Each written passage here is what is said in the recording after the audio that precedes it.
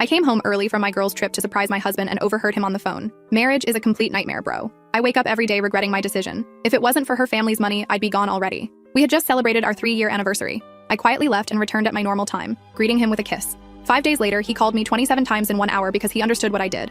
So, I don't even know where to begin with this. My hands are literally shaking as I type this out on my phone. I've deleted and rewritten this post like 7 times already.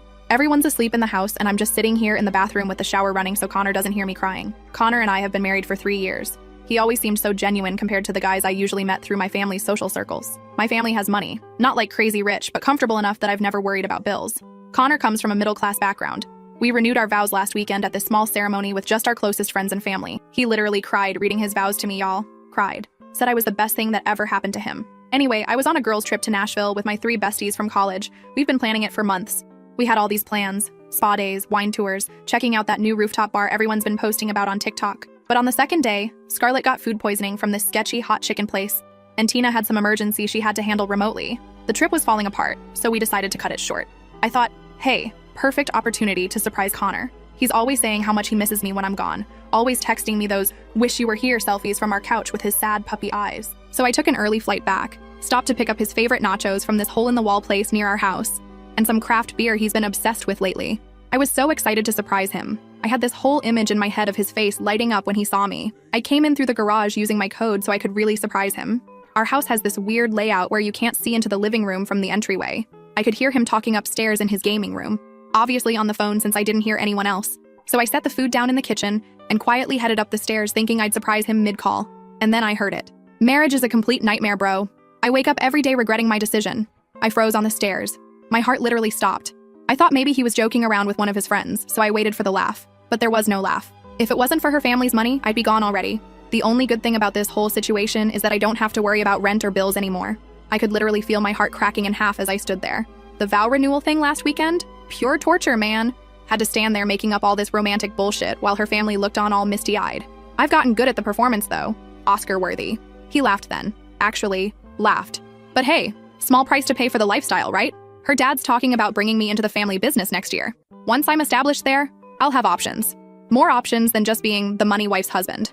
The money wife. That's what he calls me behind my back. 3 years of marriage, and I'm just the money wife to him. I don't know how I managed it, but I silently went back downstairs, grabbed the food and beer, and slipped out. I sat in my car in the parking lot for almost 2 hours just sobbing. My mascara was everywhere, and this old lady actually knocked on my window to ask if I needed help. I told her my dog died, the first lie of many I'd tell that day. I returned the food, told them my husband wasn't feeling well, and texted the girls that I decided to go to a hotel near the airport so I could catch up on some emails before heading back to Nashville the next day. I drove around for hours trying to figure out what to do. Every memory of our relationship was replaying in my head with this new horrible filter. All those times he insisted on paying for dinner, but only when it was somewhere cheap. How he was so reluctant to let me help with his student loans until I practically forced him. How he always seemed to have these big dreams, but never quite enough motivation to pursue them until my dad offered connections. Our anniversary gift from his parents was this engraved wooden sign for our entryway that says, "Where your story begins." I literally stared at it this morning while drinking coffee and thinking our story was just beginning its next chapter. But it turns out our story was actually just a financial transaction for Connor. I decided to go back to Nashville. I spent the next 3 days pretending everything was fine with my girlfriends, even though I was dying inside and probably drank way too much wine every night, then came home at my originally scheduled time, and I greeted him with a kiss. I looked into the eyes of the man who called our marriage a nightmare and kissed him hello like nothing was wrong. I've been living this lie for 5 days now. 5 days of sleeping next to someone who apparently regrets waking up next to me every morning. 5 days of analyzing every interaction we've ever had, wondering what was real and what was part of his Oscar-worthy performance. I've been checking our accounts. Turns out Connor has been making these weird withdrawals. Nothing huge, but like $200 here, $300 there. Always just under the amount we agreed would need a conversation. Where is that money going? Has he been saving up for his eventual escape? Does he have someone else? Oh God, does he have someone else? Is there another woman who knows I'm just the money wife to him? Do they laugh about me together? I haven't told anyone yet. Not my friends, not my family, especially not my family. My dad adores Connor, is always talking about how he's like the son he never had. It would break his heart to know Connor only sees him as a meal ticket. I've been making subtle changes though. Yesterday, I accidentally left open a browser tab with my separate bank account information, the one he doesn't have access to. This morning, I mentioned that my dad is actually reconsidering some of his business ventures due to economy concerns. I've been working late, being just a little less affectionate, taking more calls in private. The bathroom sink has been leaking for weeks, and Connor kept saying he'd fix it this weekend. Last night, I just called a plumber without telling him. When the guy showed up, Connor looked so confused. I just shrugged and said, You seemed busy with other things. The plumber charged us $85 for a 10-minute fix, and I could see Connor mentally calculating that money being wasted. And my plan is working. Connor's getting nervous. This afternoon, while I was out running errands, he called me 27 times in 1 hour. 27 times. When I finally called back, he was practically frantic, asking if everything was okay, if I was mad at him, if something happened with my family. I played it cool. Said my phone was in my purse while I was at Target. Said everything was fine. Asked why he would think otherwise. The silence on his end was deafening. So now I'm here, typing this out while locked in the bathroom with the shower running, trying to figure out what to do next. I know I need to confront him, but I also need to be smart about this. We have joint accounts, my mistake. My name is on the mortgage, but he's on the deed. Everything is tangled up. I'm trying to come up with a plan. Part of me wants to just scream in his face about what I heard, but another part wants to be more strategic. What if I slowly withdraw emotionally while getting my financial affairs in order? What if I document everything? What if I let him think everything is okay until it's decidedly not okay for him? I think that's what I'm going to do. He spent 3 years lying to my face. Maybe I can manage a few weeks of the same. I have to go. The hot water is probably running out and Connor will wonder why I've been in the shower for 45 minutes. I'm going to go out there, kiss my husband goodnight, and lie beside him while planning my exit. Edit. Connor just texted asking if I want to go away for the weekend to reconnect. The audacity of this man. Will update when I can. First update.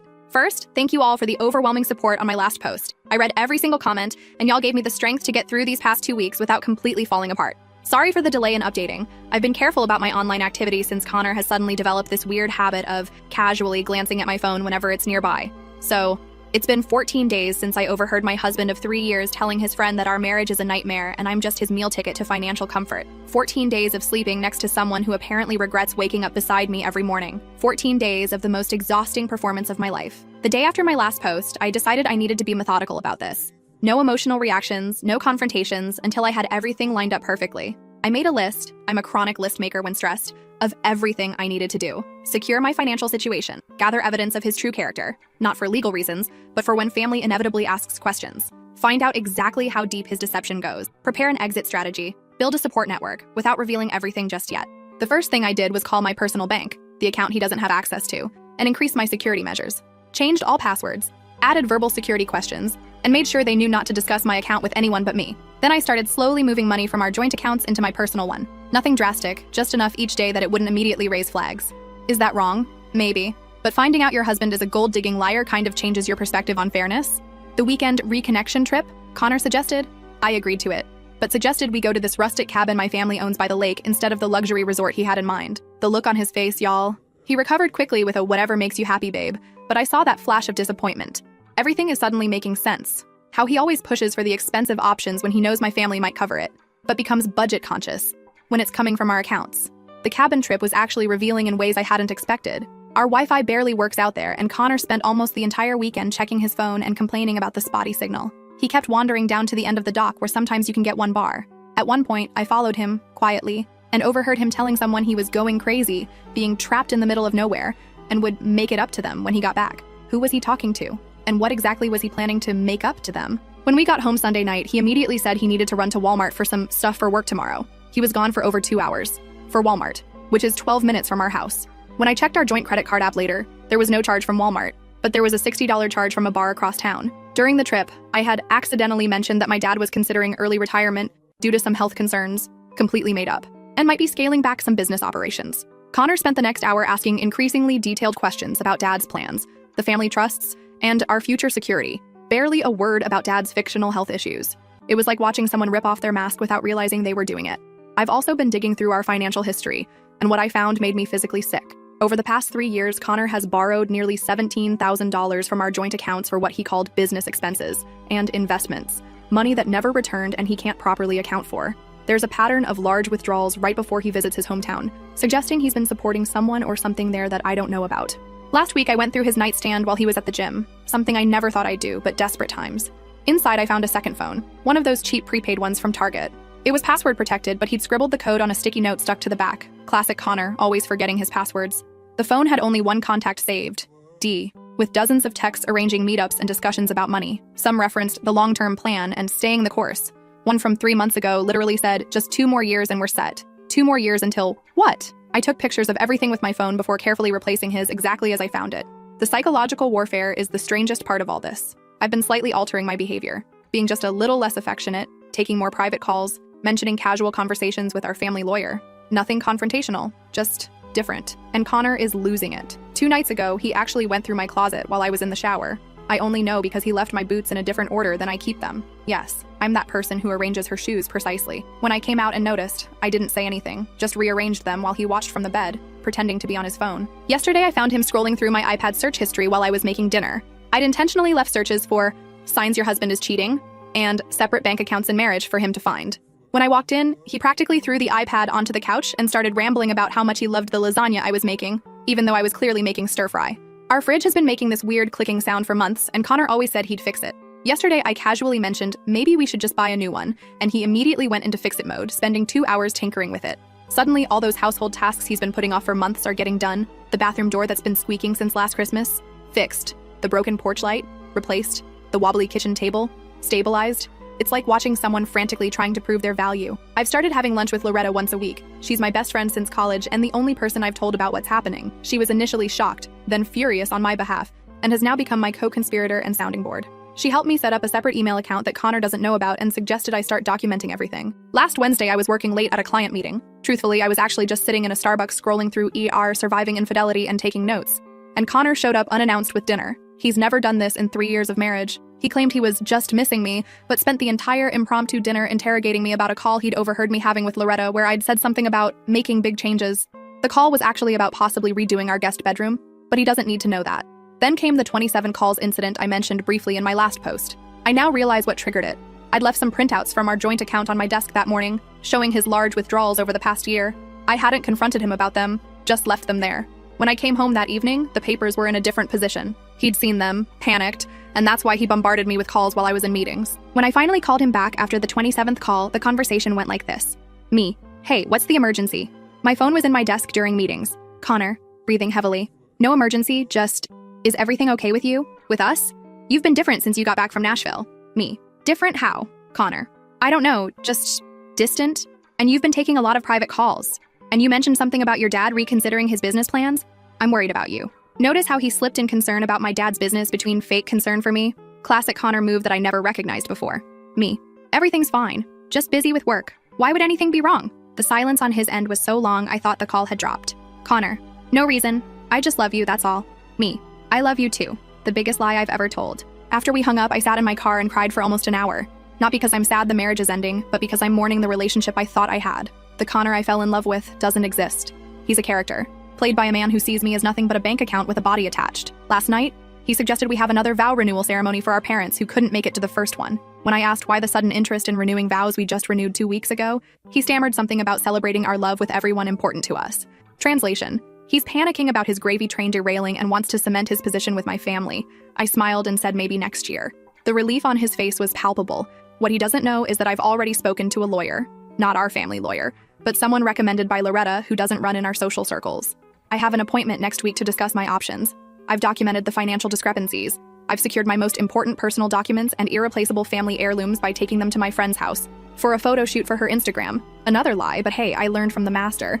The weirdest thing happened this morning. I was getting ready for work and Connor came up behind me in the bathroom, hugged me, and started crying. Actually crying. Said he felt like he was losing me and didn't know why. For a split second, I almost broke down and confronted him right there. But then I remembered the conversation I overheard, remembered him laughing about his Oscar-worthy performance. And I just patted his arm and told him everything was fine, just busy at work. His tears dried up remarkably quickly when I mentioned I might have to postpone our trip to New York next month. The one where we were supposed to stay in that 5-star hotel his Instagram influencer friend recommended. Funny how his emotional crisis evaporated at the mention of a luxury experience potentially slipping away. The confrontation is coming. I'm almost ready. But I want him to sweat a little more, to feel the ground shifting under his feet without understanding why. I want him to experience just a fraction of the uncertainty and betrayal I've been feeling. Is that petty? Maybe. But when someone shatters your entire reality, I think you're entitled to a little pettiness. Edit. To those asking if we have kids, thankfully no. Connor always had just one more thing he wanted to accomplish before starting a family. I now realize that one more thing was establishing himself enough to leave with half my assets. Edit 2. Connor just texted asking if we can have dinner at my parents' house this weekend. Says he misses them. I bet he does. Second update. Hey y'all, it's been about a month since my last update, and so much has happened. First, thank you for all your support and advice. I've read every comment, even the ones questioning my methods. Trust me, I've questioned them myself every step of the way. So, picking up where we left off. After discovering Connor had been secretly siphoning money from our accounts and only staying with me for my family connections, I spent weeks quietly gathering information and preparing my exit strategy. I was planning to confront him after I had absolutely everything in order, but life had other plans. Remember that dinner at my parents' house Connor was so eager to have? We went last weekend and it was enlightening. Connor was in full charm mode, complimenting my mom's new curtains, asking my dad detailed questions about his golf game, even offering to help my sister set up her new Sonos system. To anyone watching, he was the perfect son-in-law. But now that I knew what to look for, I could see the calculation behind every interaction. During dinner, Connor casually mentioned he'd been researching investment properties in my parents' neighborhood. My dad, bless him, immediately started talking about how property values in their area were expected to rise 20% in the next 5 years. Connor's eyes actually lit up. I'm not exaggerating. It was like watching a slot machine hit the jackpot. That night after we got home, I found him on our iPad looking at properties way above our price range. When I asked how we could possibly afford them, he smiled and said my dad had mentioned helping with the down payment. My dad had said nothing of the sort. The next morning, I had my meeting with the lawyer Loretta recommended. She was amazing, direct, supportive, and thorough. She helped me understand exactly what I was entitled to and what Connor might try to claim. The good news? Our prenup does offer some protection, though not as much as I'd like. The better news? The financial forensics revealed a pattern of deception that could potentially invalidate portions of the prenup. While I was meeting with the lawyer, Connor was apparently having a complete meltdown at home. I'd left my laptop open that morning with a browser tab showing flights to my cousin's place in California, part of my exit strategy planning. When I got home, Connor had prepared an elaborate dinner with my favorite everything: wine, candles, the works. He was trying so hard to be charming, but there was this desperate edge to everything. His hands were actually shaking when he poured the wine. During dinner, he kept dropping these bizarre comments about how much he loves our life together, how grateful he is for me, not my family, specifically me, and how he's never been happier. It was like watching someone perform a role they hadn't quite learned all the lines for. Then came the bombshell. He suggested we start trying for a baby, right now. This from the man who has spent 3 years finding excuses to delay starting a family. I nearly choked on my wine. I asked why the sudden change of heart. Connor gave me this speech about realizing what truly matters in life, and how he's finally ready for the next step in our journey together. He actually got teary-eyed, y'all. Oscar-worthy indeed. I smiled and said, "That's quite a coincidence, because I've been doing some thinking about our future too." The hope that flashed across his face was almost sad. I continued, "In fact, I've been reflecting a lot on our relationship since I got back from Nashville." The hope vanished, replaced by something closer to panic. He reached for his wine glass so quickly he nearly knocked it over. He asked what kind of reflections. That's when I decided to start laying my cards on the table. Not all of them, but enough to watch him squirm. I said I'd been thinking about honesty in marriage, about what people really want versus what they say they want. Connor's face went so pale I thought he might pass out. He asked what that meant. Instead of answering directly, I asked if he remembered what he said in his vows at our renewal ceremony about how meeting me was the best thing that ever happened to him. He nodded, attempting a smile that looked more like a grimace. I asked if he meant it. "Of course I did," he said, reaching for my hand across the table. "I meant every word." I pulled my hand away slowly. "That's interesting, because I could have sworn I heard you tell Danny that the vow renewal was pure torture, and that you had to make up romantic bullshit while my family looked on." The color drained from his face completely. His mouth opened and closed several times, but no sound came out. When he finally tried to speak, I continued, "Or maybe I misheard. Maybe you didn't call our marriage a nightmare and say you wake up regretting your decision every day. Maybe I imagined the part where you said the only good thing about our relationship is my family's money." Connor knocked over his wine glass then, sending red wine cascading across our white tablecloth. He didn't even move to clean it up. He just stared at me with this expression of pure horror. When he asked when I heard it, I told him, "When I came home early from Nashville to surprise you." "Surprise?" "Baby, you completely misunderstood," he started, his voice taking on that soothing tone he uses when he thinks I'm being emotional. "I was just venting to Danny about a rough patch. Everyone says things they don't mean when they're frustrated." "A rough patch?" I repeated. "Interesting. And which part was the misunderstanding? The part where you called me the money wife? Or the part where you said you're only sticking around until you're established enough to have options?" His face went from pale to gray. He clearly hadn't realized how much I'd heard. He stammered that it was taken completely out of context. "Then please, Connor, explain the context where telling your friend our marriage is a nightmare and you're only with me for financial gain makes sense." He couldn't, of course. Instead, he switched tactics, going from denial to tearful apology in seconds flat. He claimed he'd been going through a personal crisis when I overheard him, that he didn't mean any of it, that he loved me more than anything. I just sat there watching this performance with new eyes. All the things I used to find sincere, the tender glances, the earnest declarations, the vulnerable moments, now looked like carefully calculated moves in a long con. "Are you leaving me?" he finally asked. "I haven't decided yet," I lied. Of course I had decided, but he didn't need to know that yet. What followed was 2 weeks of the most exhausting emotional manipulation I've ever experienced. Connor pulled out all the stops. He sent flowers to my office every day with increasingly desperate notes. He contacted my parents claiming he was worried about my sudden change in behavior. He suggested couples therapy, rich coming from someone who thought our marriage was a nightmare. He even reached out to Loretta trying to get her to talk some sense into me. The most telling part? During his campaign to save our marriage, he never once mentioned my family's financial situation. It was like he was carefully avoiding the very thing that had motivated him all along. Meanwhile, I continued executing my plan. I moved the remaining funds from our joint accounts into my secured personal accounts. I spoke with my family's financial advisor to ensure Connor couldn't access any family assets. I packed essentials and irreplaceable items and moved them to a storage unit Connor doesn't know about.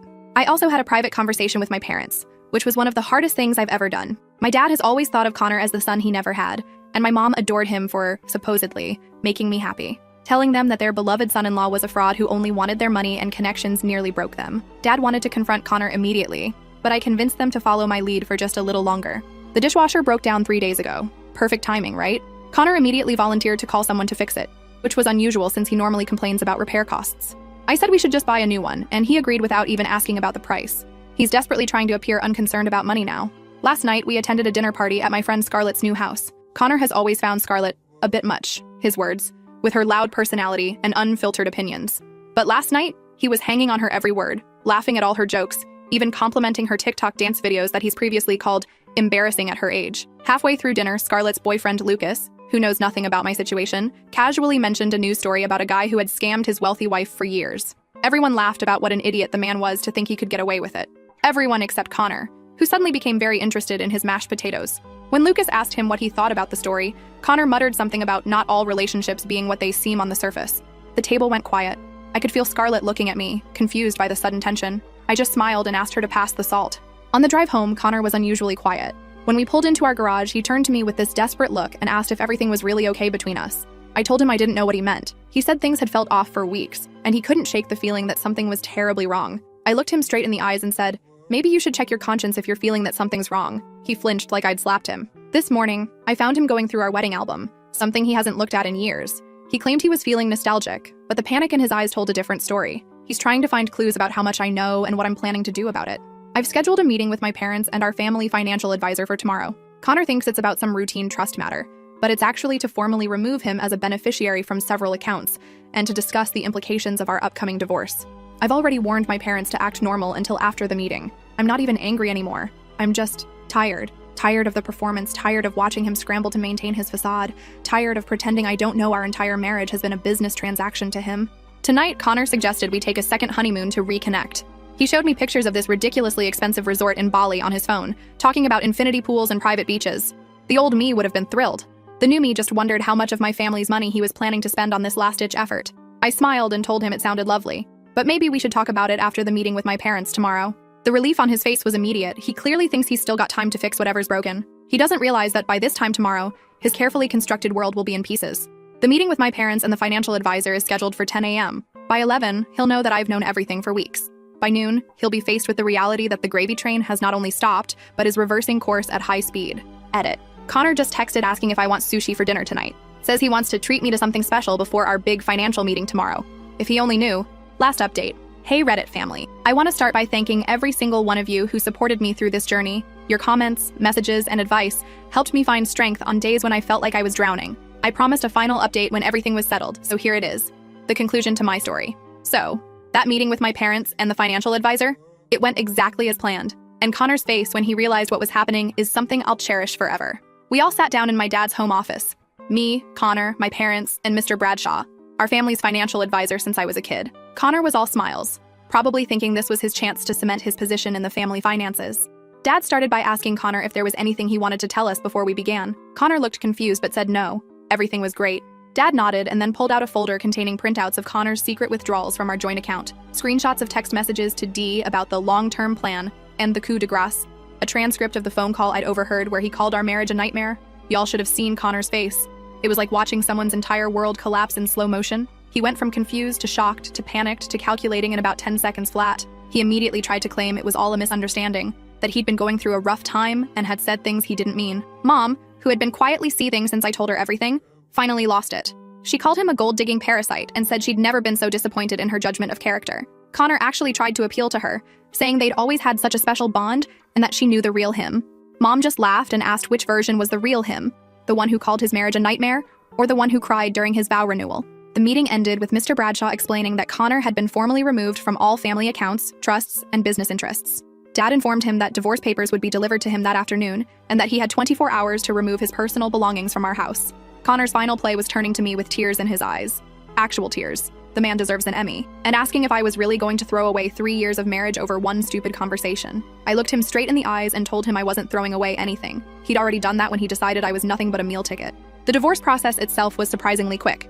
It turns out when one party has overwhelming evidence that the other entered the marriage under fundamentally fraudulent pretenses, and said party has the resources for good lawyers, things can move efficiently. Connor fought it at first, demanding half of everything, including future interest in my family's business. His initial counteroffer was so outrageous, even his own lawyer looked embarrassed. But his position weakened considerably when my team presented the evidence. The unexplained withdrawals, the hidden accounts we'd discovered, and most damning of all, the recordings of him admitting he'd married me for financial gain. In the end, he walked away with significantly less than he'd hoped for, though still more than he deserved in my opinion. The most satisfying moment came during our final mediation session. Connor's lawyer brought up his significant contributions to building my career and supporting my family's business interests.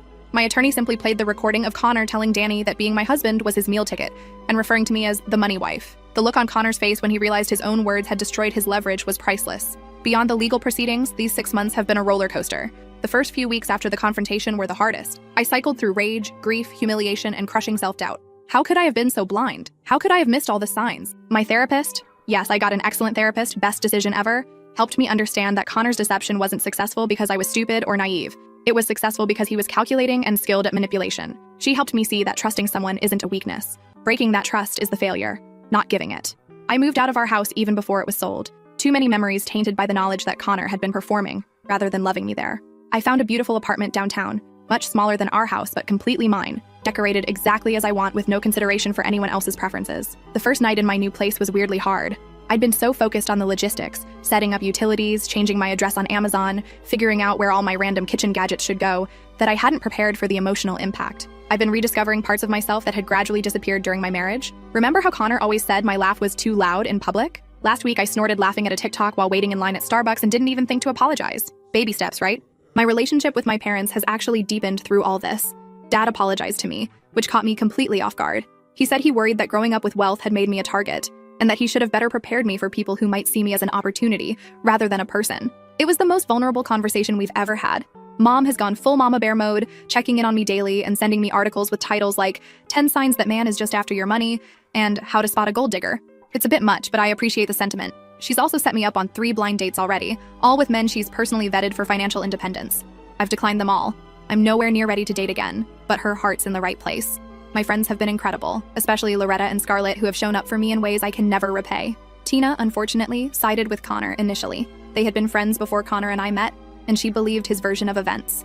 The strangest part has been running into mutual friends who don't know the whole story. Last week, I bumped into Connor's friend Danny, yes, that Danny who he was talking to on the phone, at Target. He did this weird half-wave, then pretended to be really interested in paper towels. I just smiled and kept walking. Later, I saw him watching me from the parking lot as I loaded my car. It was clear Connor had told him some version of events that painted me as the villain. Whatever. I don't have the energy to care what Connor's bros think anymore. Last month, Connor actually showed up at my apartment unannounced. He said he wanted to talk, to explain himself. I told him he'd had 3 years to be honest with me, and I wasn't interested in whatever story he'd crafted now. He tried to hand me a letter, which I refused to take. He left it in my mailbox anyway. For a moment, I considered burning it unopened, but curiosity won out.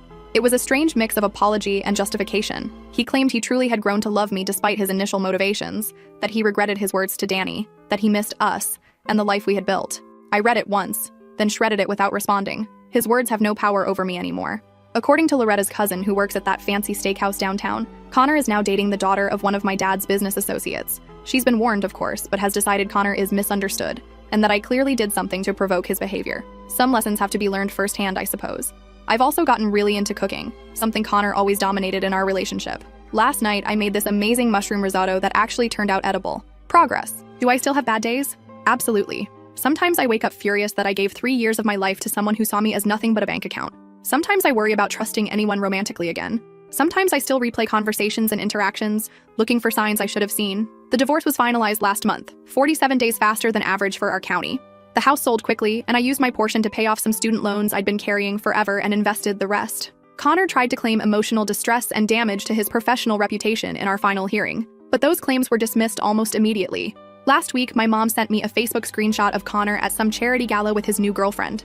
My first reaction wasn't jealousy or anger, it was relief. Relief that he's someone else's problem now. Relief that I don't have to wonder if every smile, every kind word, every gesture of affection is part of some elaborate performance designed to access my family's money. The money wife is dead. Long live just plain Natalie. Oh, remember that second phone I found with the mysterious contact D?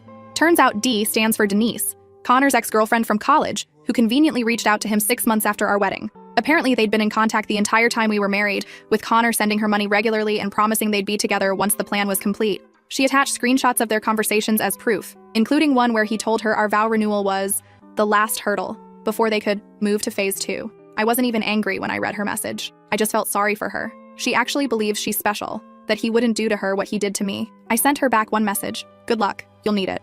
Edit. Many have asked if I'm still in contact with Connor's family. His parents actually reached out to apologize after everything came to light. They had no idea what he'd done and were horrified. We exchanged holiday cards, but nothing more. Some connections aren't worth maintaining.